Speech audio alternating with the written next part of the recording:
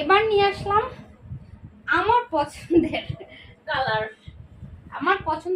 আমার পছন্দের চাদর, red black white.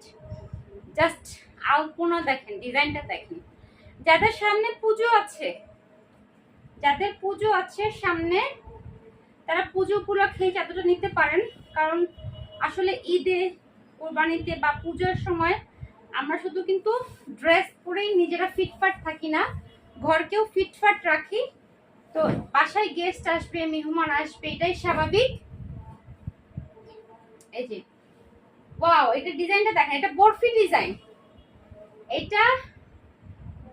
Design, black red white এর মধ্যে মাঝখানে একটা সার্কেল করা আছে, বরফি ডিজাইন।